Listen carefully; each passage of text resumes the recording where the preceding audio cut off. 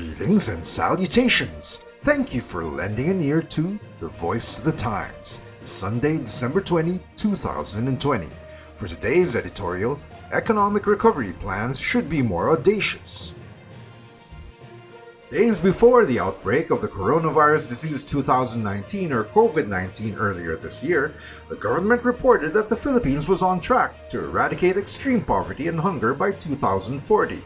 Naturally, the pandemic disrupted everything and likely pushed even more Filipinos to living on $1.90 or about 91 pesos or less per day. Because of that, the focus of our economic recovery program should be more than getting the economy back on track. We should also aim to eradicate extreme poverty by the original deadline, or earlier. Granted, that would not be easy. In any crisis, the focus tends to be on survival, and with an economic contraction expected to register between 8.5% and 9.5% in 2020, the immediate effort has been to craft a national budget to fund pandemic relief in 2021, along with the operations of the entire government. President Rodrigo Duterte is expected to sign the new appropriations bill before Christmas, and that should complete the first phase of recovery. And then what? Of course, the government still has to implement programs, but even as it does so, economic managers should look way beyond the next fiscal year as they did when they worked on Ambisyon Natin 2040.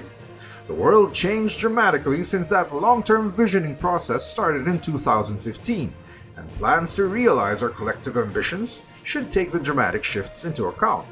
The country cannot rely solely on reopening the economy, even though the expectation from doing that is a strong rebound, with the gross domestic product or GDP forecast to grow between 6.5% and 7.5% in 2021.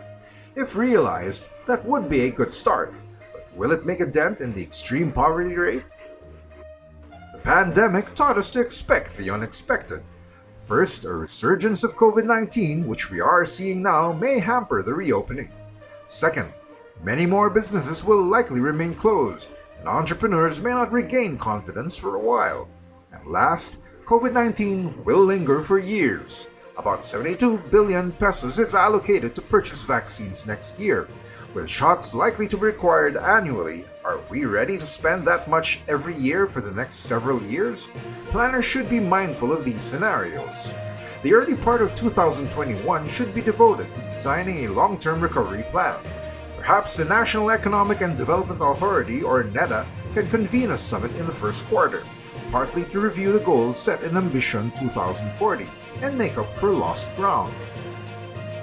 Regarding inclusive recovery, in 2019, the poverty rate was going down by 2.23 percentage points annually. The Duterte government was confident of meeting its goal of reducing poverty incidence to 14% by 2022. But even then, there were 17.6 million Filipinos who could not afford enough food and other basic necessities. As people had observed, the pandemic was worse for the poor. Even when strict lockdowns were in place, the homeless had nowhere to properly shelter. More people also reported going hungry. We should keep a mental note of these as we move forward, and nurse the economy to be strong enough to weather future challenges.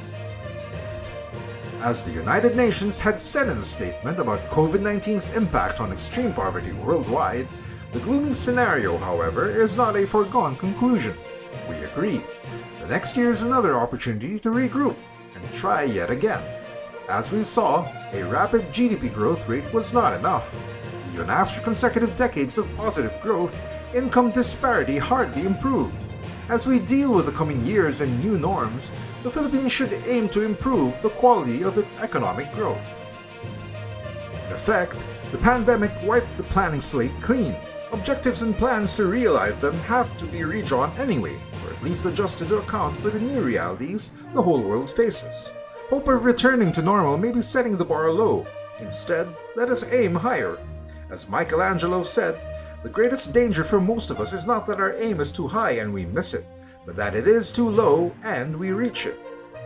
And that's the editorial for Sunday, December 20, 2020. For more news and information, get a copy of the Manila Times on print, subscribe to our digital edition, or log on to www.manilatimes.net. Follow us on Twitter, Facebook, and Instagram, and listen to The Voice of the Times.